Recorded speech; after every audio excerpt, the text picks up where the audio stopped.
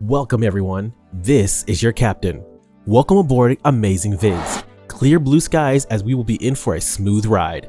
I'll be letting you in on some fascinating facts about when to board a plane, the best places to sit, what it means if you find certain letters on your plane ticket, and other flight secrets. You'll find some in-flight secrets that passengers are never told.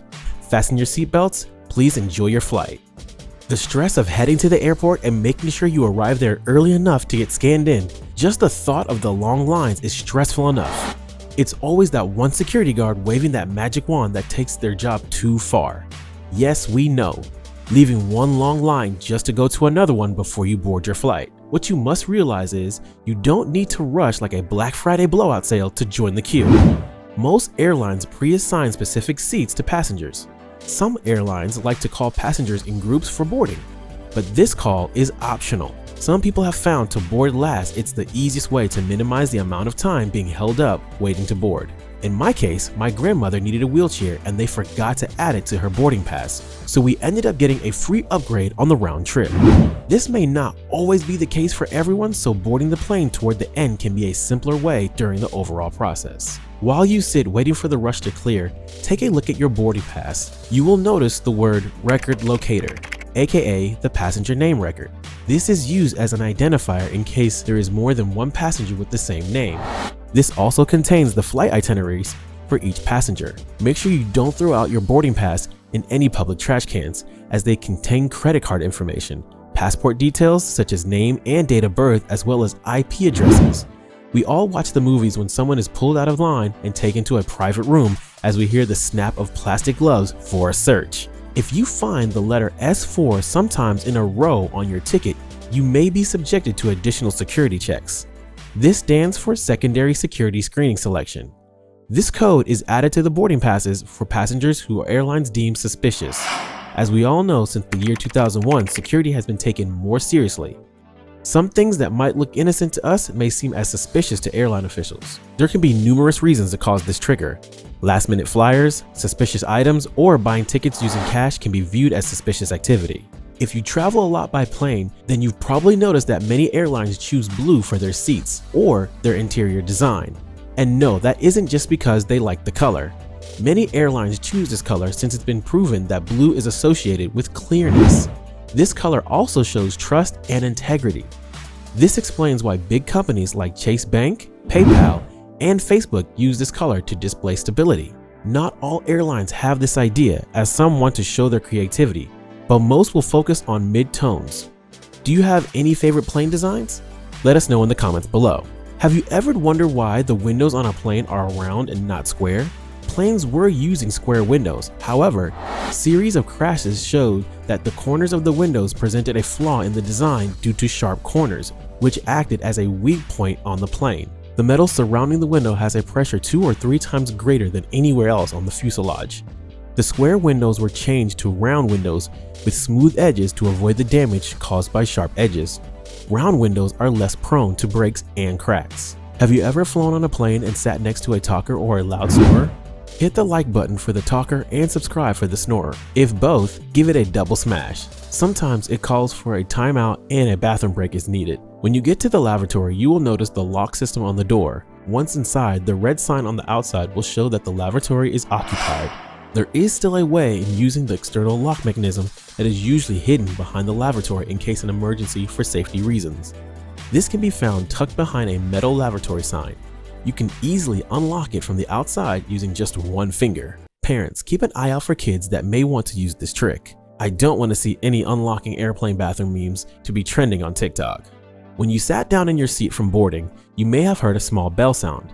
This could be an indicator to put on your seatbelt, but it means much more. Each airline uses chimes differently. A single chime can be the pilot warning flight attendants that upcoming turbulence, or it can also mean "I need something to drink, please." 2 consecutive chimes usually mean that the airplane is approaching 10,000 feet, while 3 or more indicate a more serious problem, such as an extremely ill passenger or extreme turbulence. Most people who don't want to take flights are terrified of plane crashes.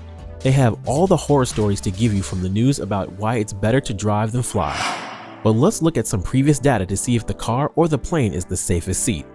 According to the numbers, the International Air Transport Association showed there was only one major plane accident for every 7.7 million flights in 2021. In order to be involved in a fatal accident with at least one fatality, a person would have to take a flight every day for 10,078 years. In contrast, the odds of dying in a car accident are approximately 1 in 107 in 2019. Looks like planes are less dangerous after all. Oxygen masks release whenever there's a drop in cabin pressure. Sometimes the flight crew might initiate the release. Sometimes it usually triggers automatically when the cabin altitude gets to 14,000 feet. The mask will drop onto passengers and the oxygen will last 15 to 20 minutes. The idea is to give passengers enough to hold them until the aircraft can be flown to a lower altitude where there is sufficient oxygen. If this situation occurs while you're with a child, get your mask on quickly and help them put on theirs. It's much easier for you to provide them oxygen if they pass out than the other way around. Longer flights can get the belly growling. Just remember to take it easy on the flight attendant. Pretty much every frequent flyer has had a poor experience with airplane food and beverages.